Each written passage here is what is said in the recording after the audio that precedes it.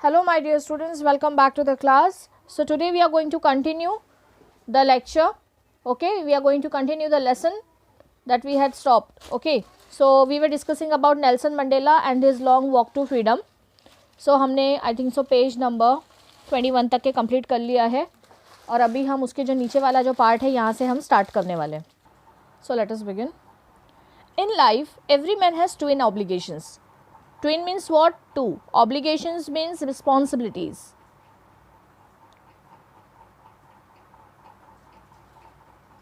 Okay.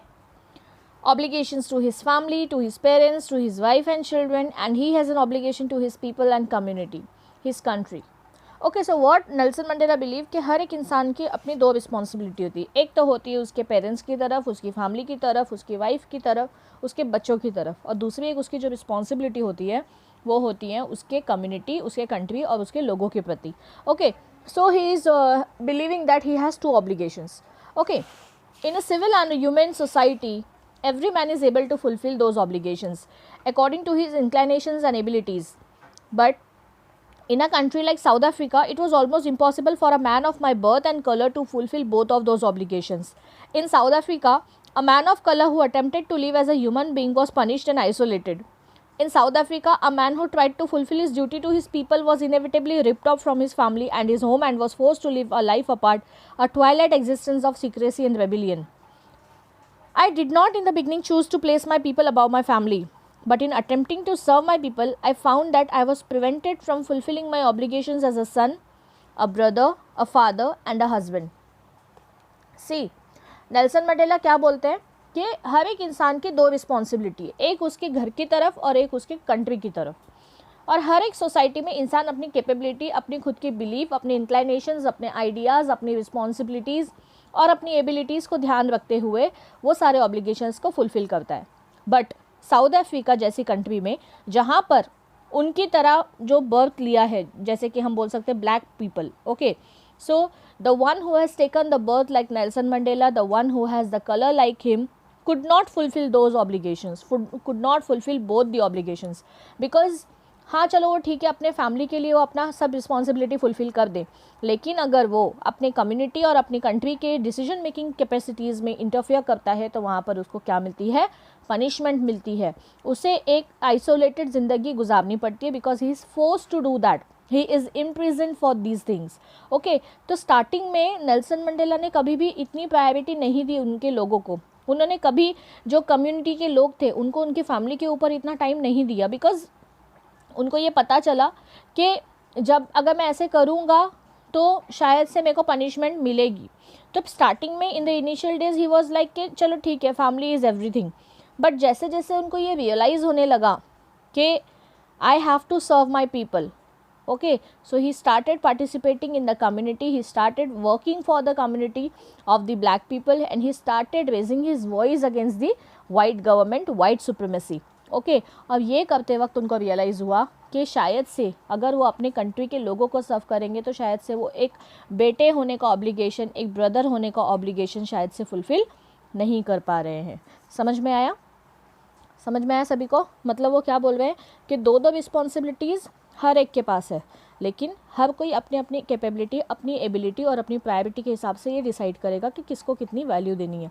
Initially Nelson Mandela ने पहले ये नहीं सोचा था कि वो अपने लोगों को उनकी फैमिली के ऊपर रखेंगे, मतलब फैमिली के पहले सबको रखेंगे. सी, यहाँ दिया हुआ, I did not in the beginning choose to place my people above my family, but in attempting to serve my family I found that I was prevented from fulfilling my obligations as a son, a brother, a father and a husband. So but when he started doing so, he found that he is not fulfilling the obligations of being a son, a brother, a father and a husband. I was not born with hunger to be free. I was born free in every way that I could know. Free to run in the field near my mother's hut, free to swim in the clear stream that ran through my village, free to roast maize under the stars and ride the broad backs of slow moving bulls. As long as I obeyed my father and abided by the custom of my tribe, I was not troubled by the laws of men or God. Nelson Mandela क्या बोलते हैं कि मैं कोई भूख के लिए पैदा नहीं हुआ हूँ कि मुझे फ्रीडम दो, ये मेरे में आस लेके मैं पैदा नहीं हुआ, मैं पैदा ही फ्री हुआ हूँ. I am born free, I was born free. हर एक मैनर में फ्री जैसे कि इमेजिन कर सकते हैं कोई अपने ही फील्ड में खुलेआम घूम रहा है, कोई अपने ही पसंद से कोई भी रिवर में तैर रहा है, okay, free to do anything whatever he want, free to sit on the back of the slow moving bulls, okay. So ऐसे नेल्सन मंडेला मानते हैं कि जब तक वो अपनी कम्युनिटी और उनके जो ट्राइब थे उसके कस्टम के हिसाब से अब उनके फादर की बोली हुई बातों पे चल रहे थे, तब तक उनको कभी भी कोई प्रॉब्लम नहीं आई। मतलब he was very happy, but in fact it was like कि वो ऐसा बोलते हैं कि ये सब चीज़ें करने की मुझे पसंद था, बट ये सिर्फ हमारे ट्राइबल और हमारे सिर्फ कम्युनिटी में ही हम कर पाते थे, बाकी की जगह पे हमें इतना अलाउड ही नहीं था। और जब तक मैं अपने फादर की बातें और अपने ट्राइब के कस्टम्स और ट्रेडिशन को फॉलो कर रहा था, जब तक मैं उन्हें ओबे कर रहा था, I was not troubled by the laws of man और गॉड, ओके। ना ही कोई मुझे इंसानों ने बनाए हुए कानून से मुझे कोई तकलीफ थी और ना ही गॉड के बनाए हुए। समझ में आया?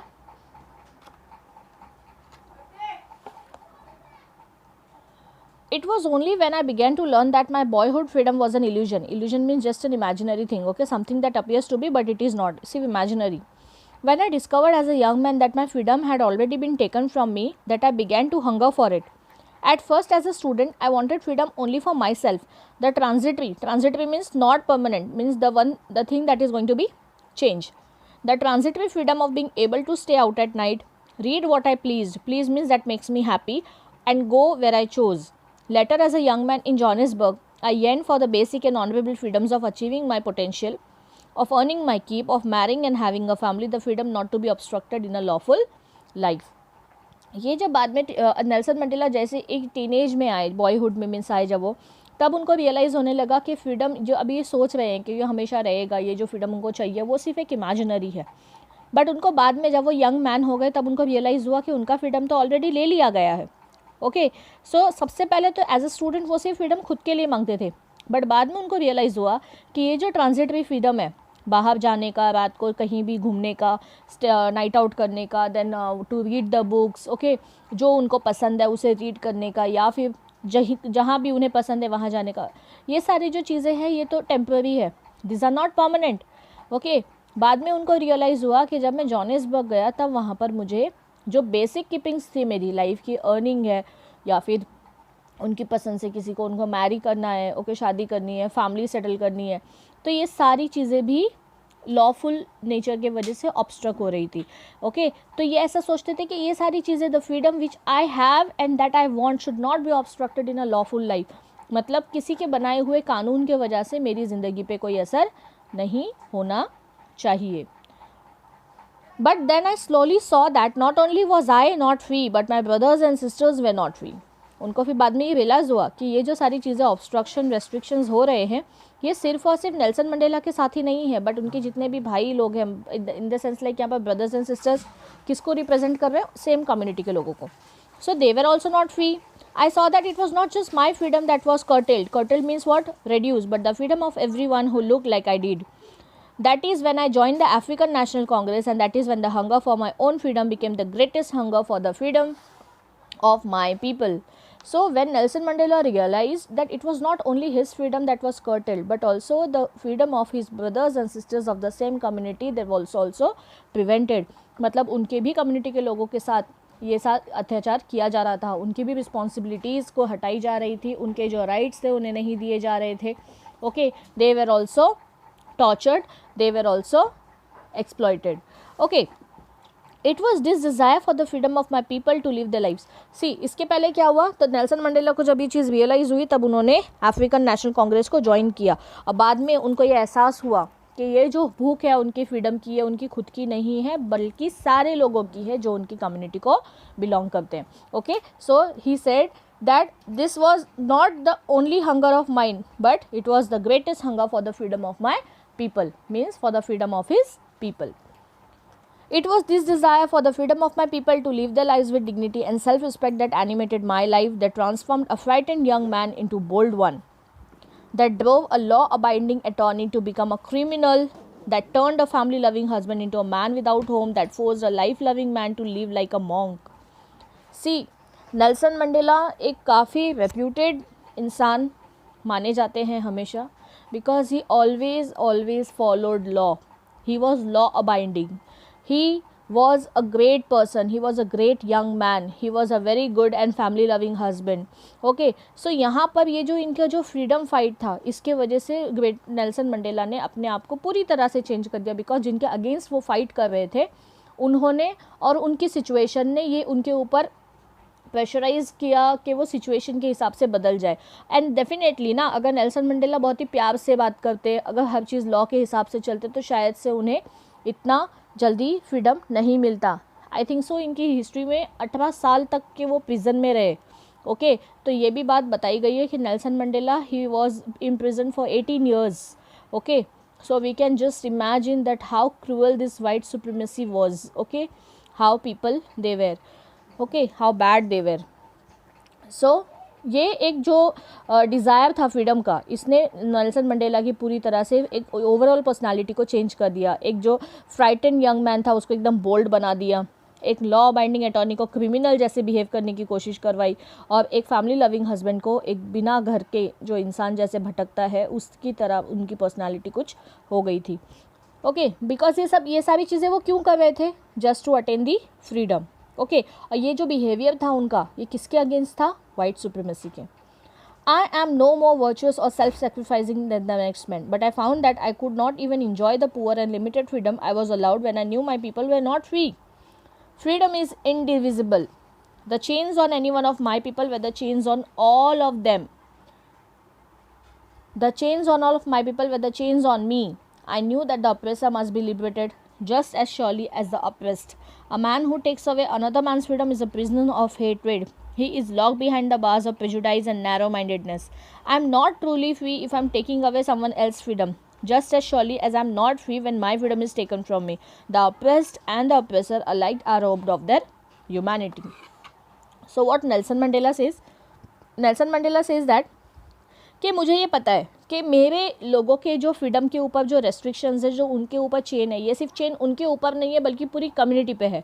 और मेरे लोगों पे चेन यानी मेरे फ्रीडम पे चेन. मुझे पता है कि जो ऑप्रेसर है, जो हमारे साथ ऐसे बुरा कर रहे हैं, वो भी एक oppressor must be liberated just as surely as the oppressed. इसका मीनिंग होता है कि शायद से उन्होंने भी कहीं ना कहीं एक क्रुएल्टी फेस की होगी, इसके लिए वो हमारे साथ ऐसे बर्ताव कर रहे हैं, because they also want to save themselves. और ये ऐसे मानते हैं कि अगर कोई इंसान किसी और इंसान का फ्रीडम लेता है तो वो भी एक नफरत के प्रिजन में जी रहा है. He is also locked behind the bars of prejudice and narrow mindedness. Means somewhere or other he is also very much narrow minded. He is also going through the same thing, और he might have gone through the same thing in his past. That is why he also doing that. Okay so कहीं ना कहीं वो, जैसे हमने starting में देखा ना कि जब गार्ड एक क्रुएल्टी के साथ में उसके साथ बिहेव कर रहा था तो नेल्सन मंडेला उसको स्माइल करते हुए देख रहे थे, because he always believe that there is humanity in everyone. Okay so the same thing is telling कि ऑप्रेसर जो है उसके मन में भी कहीं ना कहीं वो एक बार में एक प्रिजन में जी रहा है, जो कि पूरी तरह से एक प्रेजुडाइज यानी एक नेगेटिव ओपिनियन लेकर रखना किसी इंसान का, या फिर नैरो माइंडेडनेस रखना. ओके तो ये सारी चीज़ों के साथ भी वो ऑप्रेसर जी रहे हैं. और I am not truly free if I am taking away someone else freedom. और नेल्सन मंडेला क्या मानते हैं कि मैं पूरी तरह से फ्री नहीं हूँ अगर मैं किसी और का फ्रीडम छीन रहा हूँ तो.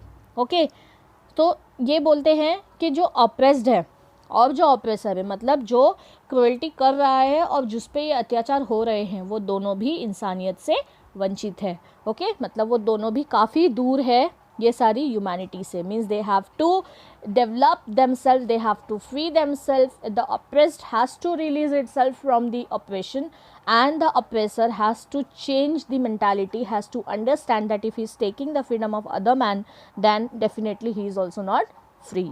Okay, so this is all about Nelson Mandela. Here we have completed the text. I hope this is clear to everyone. Okay, so this text is over. The exercise question and all will be given to you. Okay, I hope कि सभी को समझ में आ गया. Nelson Mandela का काफ़ी अच्छा story था. Yes so you just go through this. Now let us begin with a tiger in the जू. ओके ये एक पोएट है, लेस्ली नॉरिस ने लिखी हुई ये पोएम है. Okay so let us begin with a tiger in the zoo. Are you all ready for that? Just turn the page. Let us start with a tiger in the zoo, because अभी और हमारी class को बचे हैं time, तो हम लोग ले सकते हैं. और उसके जो क्वेश्चन आंसर्स हैं नेल्सन मंडेला के, that I will update in the study material. Okay in case you have any doubt, any difficulty in any of the part, you can ask me the question. Alright चलो Let us begin. This is also a very interesting poem. Just a second, just give me 2 minutes.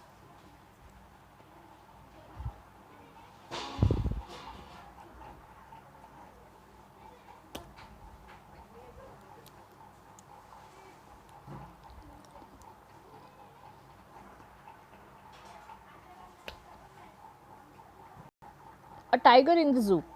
So before we read, तो हमें ये ध्यान देना है कि हम लोग की इंट्रोडक्शन हमें थोड़ा सा क्लियर हो.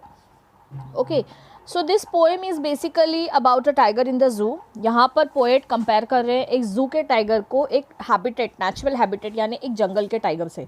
ठीक है, तो पोएम में जो पोएट है वो zoo to the jungle and back again to the zoo, इस तरीके से कुछ सिचुएशन को इमेजिनरी बनाते हुए हमें एक्सप्लेन कर रहे हैं कि किस तरह एक टाइगर जो कि जू में रह रहा है और एक टाइगर जो जंगल में फ्रीली घूमता है, दोनों का एटीट्यूड, दोनों का बिहेवियर किस तरीके से सेम या अलग है. So let us begin. He stalks in his vivid stripes the few steps of his cage on pads of velvet quiet in his quiet rage. Okay, तो अभी देखो मैंने फर्स्ट स्टैंजा में तो मीनिंग लिख दिया था ताकि आप लोगों को क्लियर है. ये लिखते वक्त थोड़ा सा प्रॉब्लम हो रहा था इसलिए. ठीक है, तो बाकी के तो मैं भी आपको बता दूंगी.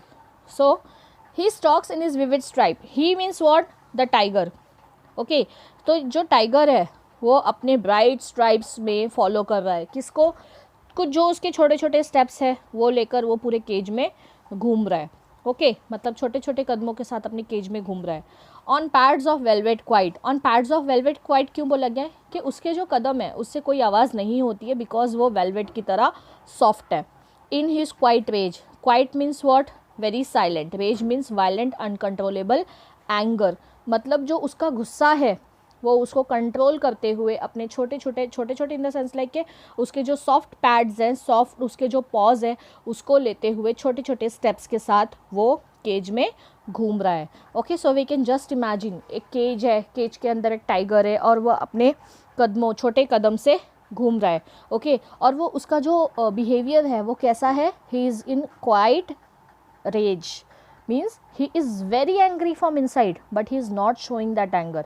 ओके, मतलब इस तरीके से कि वो इतना गुस्से में है लेकिन वो तो भी अपना गुस्सा कंट्रोल कर रहा है, वो किसी को अपना गुस्सा नहीं बता रहा है. He should be lurking. Lurking means what? Hiding. He should be lurking in shadow, sliding through long grass near the water hole where plump deer pass. We all know that deer is a favourite what we say hunting animal. Okay, जो मतलब tiger को काफ़ी ज़्यादा पसंद है dears को Hunt करना. So what the poet says कि ये जो टाइगर है जू में इसे कैसा होना चाहिए था? ही should be lurking in shadow, मतलब झाड़ियों के बीच में, लॉन्ग ग्रासेस के पीछे छुपकर एक पॉन्ड के पास, वाटर होल के पास में वेट करना चाहिए कि वो अटैक कर सके किस पे? एक डियर पे जो कि पानी पीने के लिए वहाँ से पास हो रहा है. Okay, so he is just comparing. आप भी इमेजिन करो किस तरीके की होगी सिचुएशन. यहाँ पर एक केज में, जू में बैठा हुआ है टाइगर और पोएट बोल रहे हैं कि उस टाइगर को किस तरीके का होना चाहिए? ही should be lurking in the shadow behind the long grasses near the water hole where the plum deer pass. Okay, so he should be very ferocious to attack on that deer. He should be hiding very silently in ambush. Okay, so this is what the poet is telling. ठीक है, तो यहाँ पर देखो ये दो stanza में उन्होंने दो अपोजिट सिचुएशंस हमें बता दी कि एक जगह पे टाइगर केज में है और दूसरी जगह पे जो टाइगर है वो घास में छुपा हुआ है एक वाटर बॉडी के पास. He should be snarling. Snarling means making sound. दहाड़ मारना बोलते हैं ना हम जिसे, शेर की दहाड़, उसे बोलते हैं snarling. Around houses at the jungle's edge, मतलब जंगल के कॉर्नर पे, जंगल की जो बाउंड्री है वहाँ पर वो जोर जोर से दहाड़ रहा है, चिल्ला रहा है गुस्से से. Bearing his white fangs, his claws terrorizing the village, मतलब ऐसे शो ऑफ कर रहा है. white fangs आपको पता है कैनाइन टीथ होती है. ओके, जो आगे के उसके जो शार्प पॉइंटेड दांत होते हैं उसको हम कैनाइन बोलते हैं, कैनाइन टूथ बोलते हैं उसे. ठीक है, so what the poet is telling that he should be lurking in the shadow waiting for the deer to come. Okay, और he should be snarling around houses. जो गांव है, गांव के घरों के पास वो जोर जोर से दहाड़ रहा है, लोगों को डरा रहा है अपने दांत दिखाकर, अपने जो उसके क्लॉज है, उसके जो पंजे हैं वो दिखाते हुए वो लोगों को और विलेजर्स को टेरराइज कर रहा है, डरा रहा है. ये एक सिचुएशन बताई कि जो टाइगर ओपन था, ओपन होता है वो इस तरीके से बिहेव करेगा. Okay, but he is locked in a concrete cell, his strength behind bars, stalking the length of his cage, ignoring visitors. But now again, when we talk about the tiger in the zoo is locked in a concrete cell, एक constructed cell के अंदर, एक constructed cage के अंदर वो पूरी तरह से लॉक्ड है और उसकी स्ट्रेंथ भी उसी बार्स यानी वो सेल के अंदर ही लॉक्ड है. वो सिर्फ और सिर्फ जो केज की लेंथ है उसको ही, उतने ही एरिया में वो वॉक कर रहा है और जो विजिटर्स आ रहे हैं उनको इग्नोर कर रहा है. तो आप देख सकते हो कि एक जो ओपन टाइगर होता है, यहाँ पर पोएट बोलना चाहते हैं the tiger which is open और the tiger which is in the natural habitat is so ferocious, is so powerful, is so we can say very active, but here the one who is locked in this concrete cell has nothing to do but to stay quiet in his anger and just ignore the visitors. Okay, so this is what the poet tells us. He hears the last voice at night, the patrolling cars, means the car that passes by, and stares with his brilliant eyes at the brilliant stars. तो यहाँ पर जो cage में, जू में जो tiger है वो क्या करता है, लास्ट वॉइस जो रात को सबसे लास्ट नॉइज़ वो सुनता है, वो किसकी नॉइज़ होती है, वो वहाँ से गुजरने वाली कार्स की वॉइसेस होती है. अब यहाँ पर आप बोल सकते हैं कि कौन सी कार होती होंगी, तो जू में तो आपको पता होगा वहाँ पर गार्ड्स होते हैं, पुलिस की गाड़ी आती है, वैन, व्हाट वी से द जू कीपर्स. ओके, उन लोगों की जो कार्स होती है वो पास करती है. सो द पेट्रोलिंग कार्स, इनकी आवाज़ टाइगर लास्ट में सुनता है. अब अपनी आँखों से चमकते हुए ब्रिलियंट स्टार्स को देखता है. ओके, तो आपको एक आइडिया मिला. ये पोएम देखो यहीं पर, ये 4 स्टैंजास की पोएम है. Okay, 5 stanzas are there. So what the poet means to say over here, that a tiger in the zoo is very calm, he has nothing to do, he is not so active, whereas a tiger which is in the forest, in the natural habitat, is so ferocious, he is so active, he just want to attack on a deer and he want to make the villagers go terrified. Okay, he just want to snarl at them and be very ferocious. Okay, so this is the comparison that we have done of a tiger in the zoo and the tiger in the natural habitat. Okay, so this is the poem written by Leslie Norris. And now अभी हमारा ये poem का explanation हो गया है. अब हम इसके जो लिटरेरी डिवाइसेस हैं वो हम डिस्कस करेंगे. ओके, सो सबसे पहले अगर हम ये पोएम की राइम स्कीम की बात करें तो ये पोएम में कोई राइम स्कीम नहीं है. ये पोएम फ्री वर्ब्स में लिखी गई है. एग्जाम में आपको आ सकता है, right the rhyme scheme if it is. Okay, तो आपको पता होना चाहिए कि जब राइम स्कीम नहीं होती तब हम उस पोएम को बोलते हैं रिटर्न इन फ्री वर्स. ओके, मतलब कोई राइम स्कीम इतनी नहीं है. नहीं, एक सेकंड ना, हाँ इसकी राइम स्कीम है. जस्ट अ सेकेंड ना, ये वाली पोएम की राइम स्कीम है. I am extremely sorry for that, it's not in free verse. Okay, तो इसकी राइम स्कीम क्या है? Stripes A, cage B, quiet C, rage B, A B C B, A B C B. Okay, हाँ यहाँ पर actually ये मैंने क्यों लिखा था राइम स्कीम, बिकॉज इसकी जो राइम स्कीम है वो सभी स्टैंजा में सेम है. ओके, तो यहाँ पर सभी पूरे ऑल स्टैंजास की आपको राइम स्कीम देखने को मिलेगी, A B C B. Okay, next is the figures of speech और the literary device is personification. ठीक है, मैं कहाँ इधर भी लिख देती हूँ. ओके, तो पहली हमारी जो इसमें लिटरेरी डिवाइस है वो कौन सी है? पर्सोनिफिकेशन. यहाँ पर पर्सोनिफिकेशन क्यों है? बिकॉज यहाँ पर टाइगर को पर्सोनिफाई किया गया है. See, he, then he, again his. Okay, तो यहाँ पर the tiger is personified. He talks in his vivid stripes, so you can write he is personified with tiger. Okay, तो कोई भी स्टैंजा में अगर आता है ऐसे तो आप लिख सकते हो he is personified with tiger. Next figure of speech that we have is enjambment. Enjambment, enjambment मैंने आपको क्या बताया था? एनजेममेंट ऐसी लाइंस होती है जो एक से ज़्यादा लाइन में अलग दूसरी लाइन में कंटिन्यू करती है विदाउट एनी पंक्चुएशन मार्क. तो यहाँ पर आप देख सकते हो he stalks in his vivid stripe the few steps of his cage. तो यहाँ पर स्ट्राइप्स के बाद में कोई भी आपका पंक्चुएशन मार्क नहीं है, डायरेक्टली यहाँ पर केज के बाद में कॉमा दिया हुआ है. तो ये एक एग्जाम्पल है एनजेममेंट का. इसी तरीके से आपको काफ़ी सारे एनजेममेंट के एग्जाम्पल मिल जाएंगे. ओके, इस सेंटेंस में. Next is consonance. What is consonance? Consonance ऐसे होते हैं ऐसा एक लिटरेरी डिवाइस है जिसमें हम देखते हैं कि आपका कॉन्सोनेंट साउंड रिपीट हो रहा है वेरी क्लोजली, ओके, रिपीट होता है कॉन्सोनेंट साउंड हमारा, ठीक है, तो आप उसको कॉन्सोनेंट्स बोलोगे, ठीक है। जैसे कि देखो यहाँ पर एक एग्जांपल है कॉन्सोनेंट्स का, बिहाइंड बार्स, तो यहाँ पर बी रिपीट हो रहा है, okay, so this is an example of consonants. Next is assonance. Assonance ऐसे वर्ड्स होते हैं, और ऐसे हम लोग बोल सकते हैं ऐसा एक पोएटिक डिवाइस है या फिर एक ऐसा फिगर्स ऑफ स्पीच है जो कि हमें बताता है the repetition of vowel, okay. तो यहाँ पर आप देख सकते हो ही talks in his vivid stripes, so here in this line the vowel I is repeated many times, okay, so this is also called the example of assonance। तो इसी तरीके से आपको पूरे पोएम में भी मिल जाएंगे, जो आपकी नोट्स होगी उसमें आपको मिल जाएगा ये लिटरेरी डिवाइसेस के एग्जाम्पल्स काफ़ी सारे, ठीक है। Just for the sake of understanding I am just taking over here कि किसको क्या बोलते हैं, ठीक है। तो पर्सोनिफिकेशन डिस्कस कर लिया, एंजाममेंट डिस्कस कर लिया, कॉन्सोनेंट डिस्कस कर लिया, उसके बाद में हमने देखा एसोनेंस, ठीक है। The next figure of speech is oxymoron. Oxymoron कब होते हैं? जब अपोजिट एडजेक्टिव्स एक सेंटेंस में यूज़ किए जाते हैं, ठीक है। जैसे कि अभी देखो यहाँ एक सेंटेंस है, in his quiet rage. Quiet indicate करता है साइलेंस और रेज इंडिकेट करता है एंगर, एंगर जो कि फिर नॉइस क्रिएट करे, अशांति फैलाए, ओके। तो यहाँ पर इस लाइन को हम लोग ऑक्सीमोरॉन में कंसिडर करेंगे, बिकॉज यहाँ पर जो एडजेक्टिव्स है quiet rage is an example of oxymoron because it is indicating the opposite ideas, okay, so this is oxymoron. Clear everyone? Okay, so here we have completed this poem also, so I'm going to update in the study material the textual questions, the question and answers and all the things related to the text of Nelson Mandela and this poem of Tiger in the Zoo, okay. So I hope this is clear to everyone.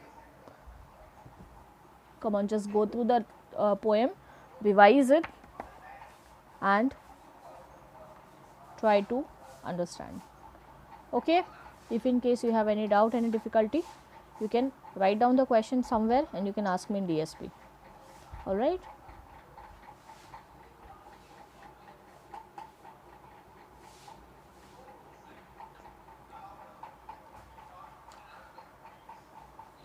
So let us stop here today.